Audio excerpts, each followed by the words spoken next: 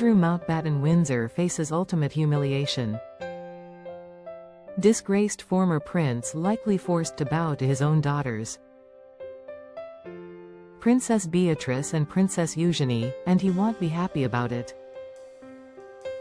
In the latest crushing blow to the House of Windsor's most controversial figure. Andrew Mountbatten-Windsor, the man once known as Prince Andrew, Duke of York, may soon find himself in the utterly unthinkable position of curtsying to his own flesh and blood. Royal biographer Robert Hardman, author of the acclaimed Charles III, New King, New Court, has revealed that the fallen royal will probably be required to bow in public to his daughters, Princess Beatrice and Princess Eugenie. Following King Charles III's historic decision to strip him of his princely title and HRH style via letters patent published in the Gazette on November 6, 2025. Hardman, speaking exclusively to the Daily Mail, didn't mince words. The 65-year-old Andrew is unlikely to perform the deferential gesture happily. He probably will have to bow to his daughters in public, the expert confirmed.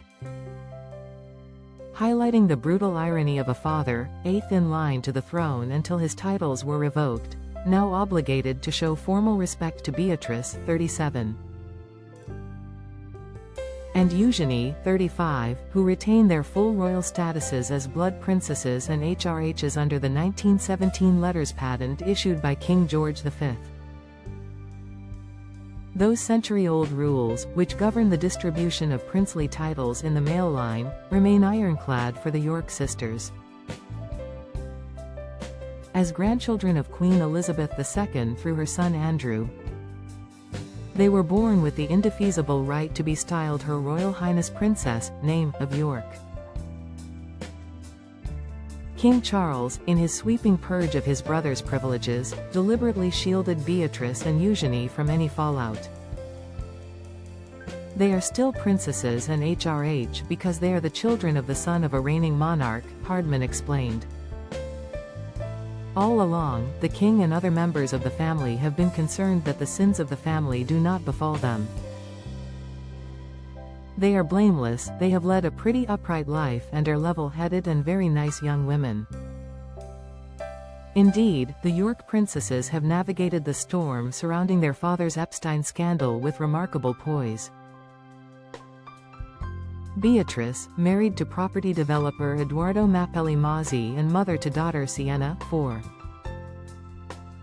And stepson Wolfie, 9, works as vice president of partnerships at Affinity Software Company. Eugenie, wed to tequila brand ambassador Jack Brooksbank and mom to sons August, 4. And Ernest, 2, serves as a director at Hausa Worth Art Gallery.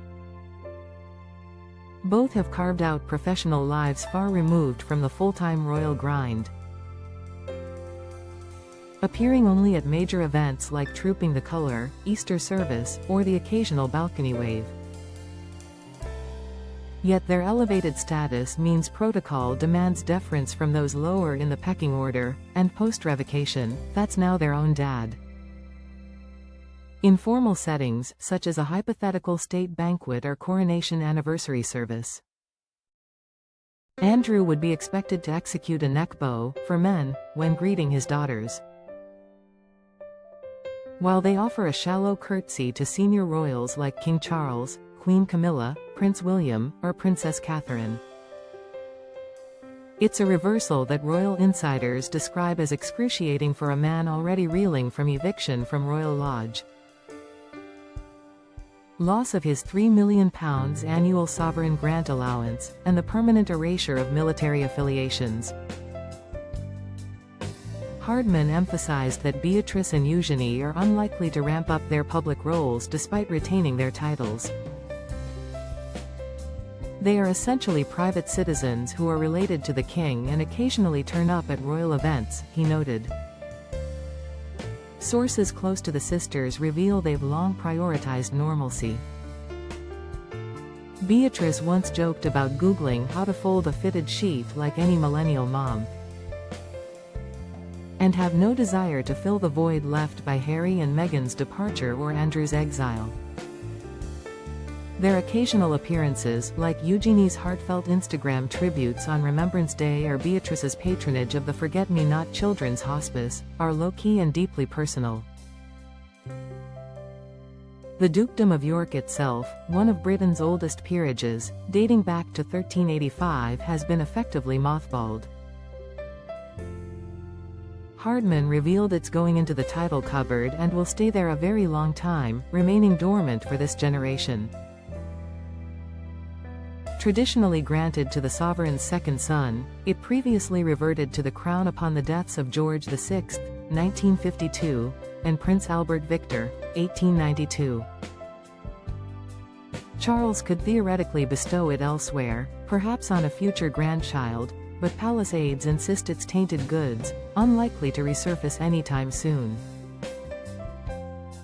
This latest twist comes just days after Andrew's formal demotion to commoner status. Confirmed when Lord Chancellor David Lammy scrubbed him from the official roll of the peerage on October 30th. The move, executed via royal warrants without parliamentary debate, also triggered eviction proceedings from his 30-room Windsor mansion. He's reportedly negotiating a downgrade to a modest cottage on the Sandringham estate. While ex-wife Sarah Ferguson scrambles for alternative housing. For Andrew, who spent decades as the Queen's favourite and once jetted on trade missions as Britain's special representative, the indignities keep piling up. Stripped of everything from his Knight Grand Cross of the Royal Victorian Order to his honorary Vice Admiral rank. He's now a private citizen with a private income, rumoured to be £1 million annually from the King's coffers, but zero public platform.